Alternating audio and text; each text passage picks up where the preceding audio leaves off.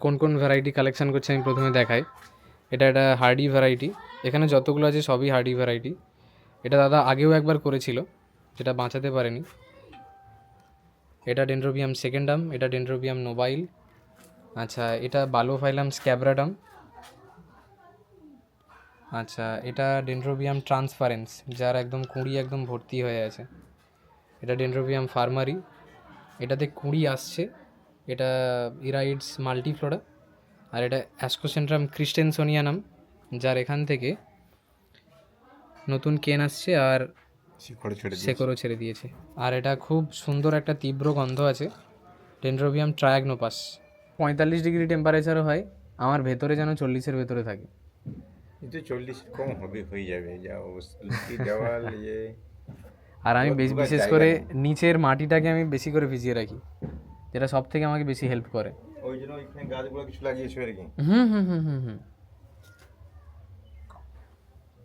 আর এটাতে আমি মানে এমনিই কিন্তু আমি ইট দেওয়ার পুরোটাই ইট দেওয়ার পরিকল্পনা ছিল।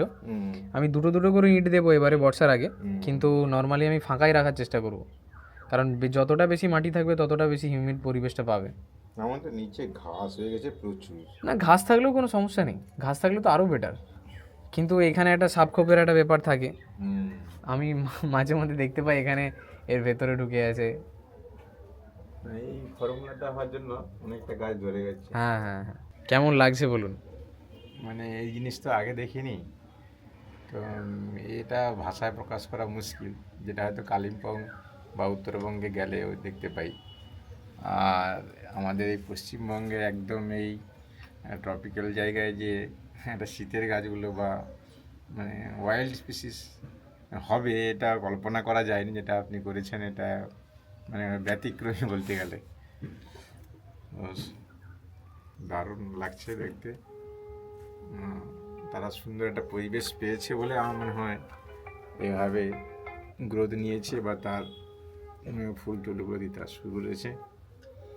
সেই জন্য ছুটে আসা আপনার এই বাগান দেখা এবং শেখা, এসব জিনিস তো না দেখলে চোখে একদম মানে প্রপার যদি কেউ শুরু করতে চাই তাহলে না দেখলে একটু অসুবিধা হবে, কিন্তু প্রপার পরিবেশটাই মেন আমার মতে।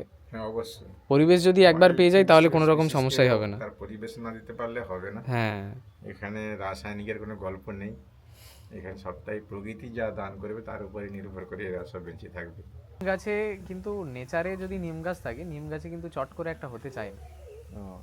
মানে আম গাছে, মেহগিনি গাছে বা জঙ্গলের যে সমস্ত গাছে হয়, নিম গাছটা একটু অ্যাভয়েড করে থাকার জন্য ময়েশ্চারটা ভালো আছে। হ্যাঁ, কারণ এর মানে এই যে ঘাটের ধারে যেগুলো আছে,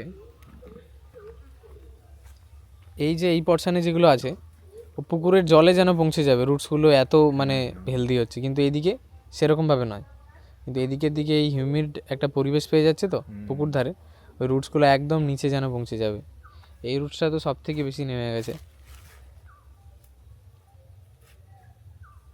এটাই তো প্রমাণ দিচ্ছে যে সে হ্যাঁ, হিউমিডিটিটা এখান থেকেই পাচ্ছে বলে ওদিকে ছুটছে। পরিবেশ বেটার থাকলে আর কিচ্ছু লাগবে না।